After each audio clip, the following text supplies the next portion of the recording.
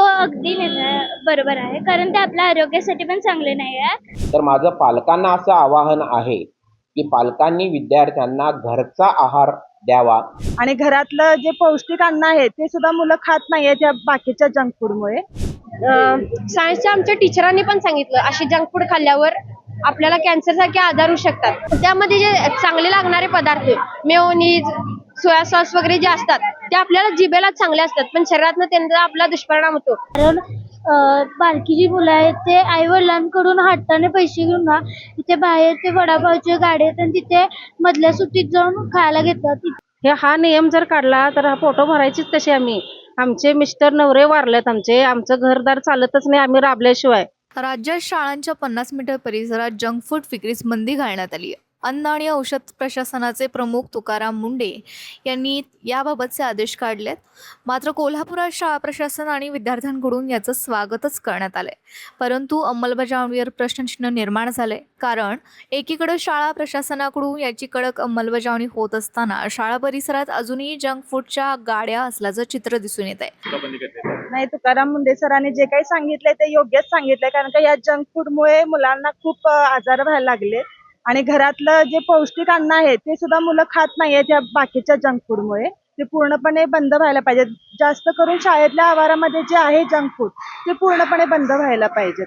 Packet food जे आहेत ते पण बंद व्हायला पाहिजे. कोल्हापुरातील संगीत सूर्य केशवराव भोसले नाट्यगृहासमोर शाळा आहे, तर या परिसराचं खाऊ गल्लीत रूपांतर झालंय. त्यामुळे या परिसरात जंक फूड हटवण्याची मागणी वारंवार होते. शाळा प्रशासनाच्या मागणीकडे मात्र महापालिका प्रशासनाचं दुर्लक्ष असल्याचं चित्र समोर आलंय. दरम्यान पालकांनी मुलांना घरचा आहार द्यावा, पैसे देऊ नयेत, त्यामुळे मुलांना जंक फूडची सवय लागणार नाही असं शाळा प्रशासनाने म्हटलंय. तसंच विद्यार्थ्यांनी या आदेशाचं स्वागत करत घरातून डब्या आणण्यास सुरुवात देखील केली आहे. माननीय तुकाराम मुंडे साहेब यांनी जो आदेश काढलेला आहे तो सर्व शाळांच्या दृष्टिकोनातून अतिशय स्वागतार्ह आहे आणि शाळेच्या आसपास कोणत्याही जंक फूडच्या गाड्या ज्या आहेत त्या गाड्या असूच नाहीत.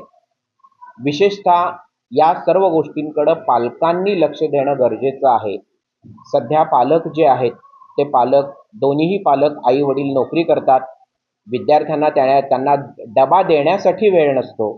विद्यार्थ्यांच्याकडे ते पैसे देतात आणि बाहेरून काहीतरी खरेदी कर आणि खा अशा पद्धतीनं विद्यार्थ्यांना ते सांगतात. तर माझं पालकांना असं आवाहन आहे की पालकांनी विद्यार्थ्यांना घरचा आहार द्यावा, त्यांना पैसे देऊ नयेत, जेणेकरून त्यांना जंक फूडची सवय लागणार नाही. कारण जंक फूडचे जे काही दुष्परिणाम आहेत ते दुष्परिणाम मोठे आहेत. वृषाली धनवान राठोड, मी प्रायव्हेट हायस्कूलमध्ये शिकते आणि FDAचे जे तुकाराम मुंडे आहेत त्यांनी जो निर्णय घेतला की 100 मीटरवर शाळेच्या आवारात जे जंक फूड असतील किंवा त्याची दुकाने असतील ती बंद करायची, तो अगदी बरोबर आहे, कारण ते आपल्या आरोग्यासाठी पण चांगले नाही आहे आणि आपल्या म्हणजे लहान वयोगटातल्या मुलांसाठी सकस आहार आणि पौष्टिक आहार खाणे हे गरजेचंच आहे. डब्यातून चपाती भाजी, लोणचं असं आणते. मी प्रायव्हेट हायस्कूलमध्ये शिकते. माझं नाव वैदेही रणजित देसाई आहे आणि तुकाराम मुंडेंनी जो निर्णय घेतलाय 100 मीटर आवारात काही जंक फूड वगैरे म्हणजे ठेवायचं नाही, तो एकदम बरोबर आहे. कारण की सगळे जे विद्यार्थी वगैरे असतात ते तेच खातात आणि आधी आम्ही पण खात होतो ते, पण आतापासून आम्ही डबा आणायला सुरुवात केली, कारण की ते आपल्या आरोग्यासाठी अजिबात चांगलं नसतंय. पॅकेट पुढे बंद झालं पाहिजे, कारण ते दिसायला पण आकर्षक दिसतं. त्यामुळं मुलं त्याच्याकडे खूप आकर्षित होतात आणि ते हट्ट करतात. ते जर बंद झालं तर खूप चांगलं होईल आणि त्याचे विद्यार्थ्यांच्या किंवा मुलांच्या याच्यावर आरोग्यावर जे वाईट परिणाम किंवा बाकीच्या याच्यावर जे परिणाम होतात ते होणार नाहीत आणि मुलं घरचं जेवण सकस अन्न वगैरे खातात. दरम्यान या परिसरात आमच्या वर्षानुवर्ष गाड्या आहेत.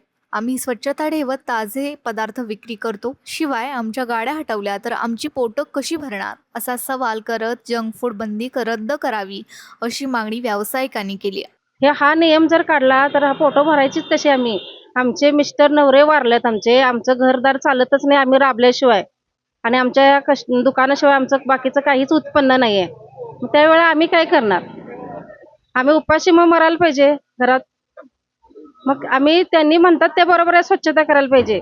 आम्ही दुकान उघडतोय 4 वाजता, खरं आम्ही स्वच्छता करायसाठी 10 वाजता येतोय दुकानात आणि रिनोव्हेशन करतोय, आठवड्यातनं एकदा सुट्टी घेऊन स्वच्छता करतोय, जीवापाड स्वच्छता करतोय आम्ही. आणि जे पदार्थ बनवतोय त्यातलंच आम्ही खातोय. आमची घरं लांब आहेत आणि आम्ही जे दुसऱ्यांना कस्टमरला देतोय, विद्यार्थ्यांना देतोय तेच आम्ही खातोय. काही पदार्थ असं घातक असतात असं कोणतं नाही. ते आम्ही काय तसं वापरणार पण नाही आणि देणार पण नाही. आम्ही स्वच्छ आणि ताजेच पदार्थ देणार त्यांना. नेमकं आता मग तुम्हाला तुमची काय मागणी? शासनाकडे मागणं त्यांनी हे सगळं नियम मागे घ्यायला पाहिजेत. स्वच्छतेचा नियम आम्हाला कबूल आहे. सगळ्यांनी स्वच्छता केली पाहिजे. ह्याच्यासाठी आम्ही चांगलं तत्पर राहून आम्ही स्वच्छता करीन. तर हे करणं म्हणजे ह्याच्याशिवाय आमचा दुसरा उदरनिर्वाह काहीच नाही आहे. त्यामुळे शाळा परिसरात जंक फूड बंदीची अंमलबजावणी करण्यासाठी प्रशासनासमोर मोठं आव्हान आलंय.